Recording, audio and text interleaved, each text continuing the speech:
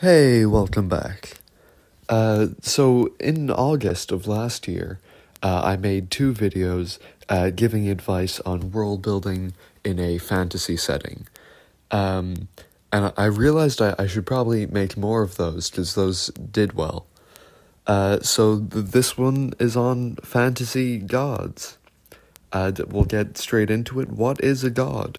This actually varies a lot, and even I'm not sure when creating this. Um, like a god doesn't even have to be particularly strong, which I thought was a requirement when and I feel like a lot of people would think of someone with immense power when they think of a god, but not really. I specifically in cultures that follow animism, gods they aren't. I mean they are strong, but it ranges a lot. It can go from slightly stronger than the average human to incredibly powerful. Um, so yeah, that's kind of, it's important to keep in mind that gods are very diverse and different depending on what culture you're looking at. For example, in Greek mythology, gods have ichor instead of blood, which implies that they're a different species entirely to humans. Whereas on the other hand, in say a series like The Legend of Zelda, gods can be tree and fish. So yeah, there's a lot of diversity and differences between cultures, and I mean, really, you can do whatever you want. But the main thing about a god is that they are either a member of a different species to humans, which is more powerful than humans, or they are the subject of worship. Those are pretty much the two ways to identify a god. A lot of modern series seem to have this idea that gods are created through faith, which I think is very interesting, but I don't.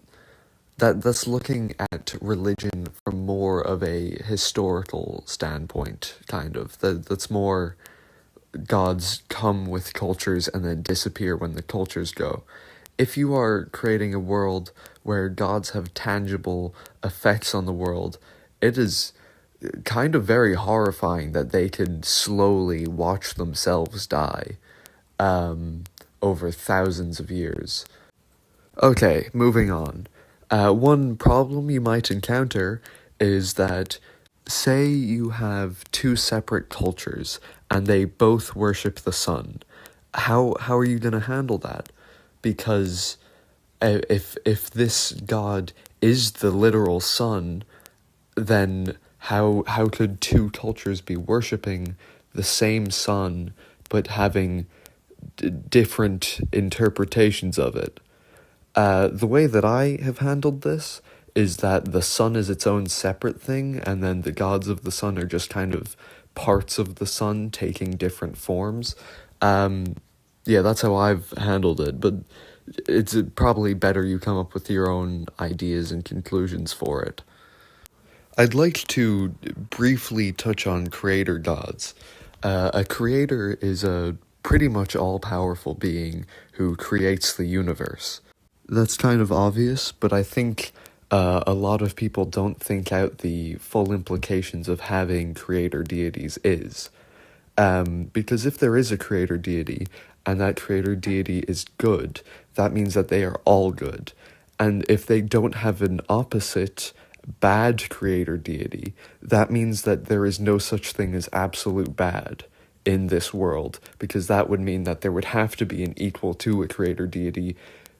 But it's also kind of hard for an all-powerful being to have an equal. That's kind of a contradiction. Another thing about creator deities is that, say you have a prophecy that something will happen. There isn't really a guarantee that prophecy will come to fruition, because if there is an all-powerful force, they could just change the world on a whim. For example, say you have a doomsday type prophecy, the world is gonna end. An all-powerful being could just, stop that from happening, on a whim. Whether they would do that or not is up to you, but the point is that they can if they wanted to. On the topic of all-powerful beings, I would like to say that typically the more powerful a god is, the less large-scale stuff they can do. Because, say you have an all-powerful god, I mean, they could just solve anyone's problems, and then, I mean, there wouldn't really be a story or a point in existence, you know? Like, I think if there was an all-powerful being stepping in and solving all your problems, that would kind of be in violation of free will. Not really, but you get the point. To quote Sally Jackson from the Percy Jackson and the Olympians books, if my life is going to mean anything, I have to live it myself. So, yeah. The stronger or more powerful your god is, the less they can really impact the large-scale stuff. Then you get into how do you limit a god's power, which is also another very interesting topic. You could have it that they are only able to do stuff within a certain area. You could have it that they simply don't interfere so that people can solve their own problems and grow and stuff like that. Yeah, I mean, you can bring that whole ancient laws prevent me from interfering type stuff, but I always found that very boring. Alright, on to the afterlife. The afterlife is usually three things. It's either nothingness, paradise, or hell. How you wish to do that is up to you. One of the questions you could ask yourself if you have a creator being, who is like the one true God, a moral question you could ask yourself is, what is the morality of creating many people of which only a small amount would ever know of you, and condemning those who don't know you to hell or the bad place, you know? I suppose there's a few solutions to that I've come across. There's the Narnia solution.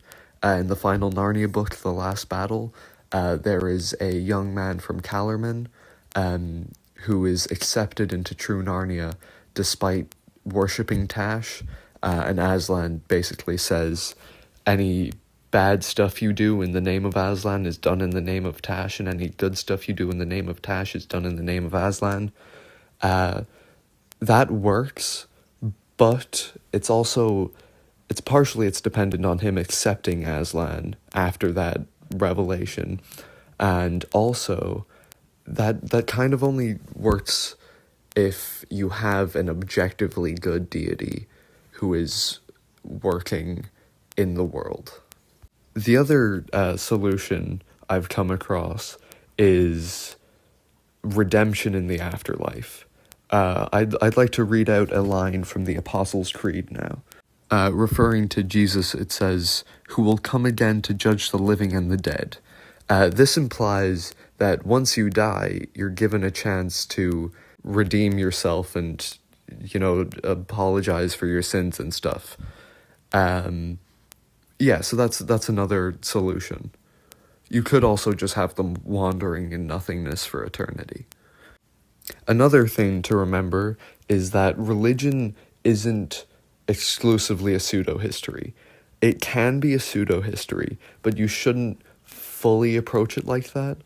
It's also a way of explaining and justifying the way that the world is and the way that your society functions. It can explain everything from the creation of the world to why the week is set up as it is, stuff like that, everything. Everything is kind of influenced by religion until science comes in. But in a sense, science is also a belief system. It's a fact-based belief system, but it's still a belief system, really. And the last thing I'd like to touch on is why people worship. I think I've cut this down into 3 reasons plus 1, and we'll call these the 4 pillars of worship, because I want a thing, The first pillar is love. You worship because you love the being you're worshipping. this is partially to better yourself, to probably you're doing it for a chance at paradise. I always found it interesting how people say, this is in reference to the Christian religion, you should love God, but you should also fear him. I always found that strange, and I think you don't. As a Christian, I'm saying this. I don't fear God. I fear failing him, and that stems from love. I think that makes more sense to me. The next pillar is fear. This is also a fear of failing your God, but because of what they might do to you, as opposed to just disappointing them in general. This is also probably more to do with survival. You fear your God because they're not a benevolent being helping you through life. They're a force of nature that you're trying to appease. That ties into the third pillar, which is survival. This is, you're praying and worshiping a God so that you don't die, just to make it through life. And then the fourth reason for worship is separate from the other three, because it's not a true belief. You're doing it for power. You're doing it for status or control or military or political power. You're faking belief so that you can manipulate others to benefit yourself. That's the final reason. So yeah, that's all I've got on gods, remember the Pablo Picasso quote, bad artist copy, good artist steal.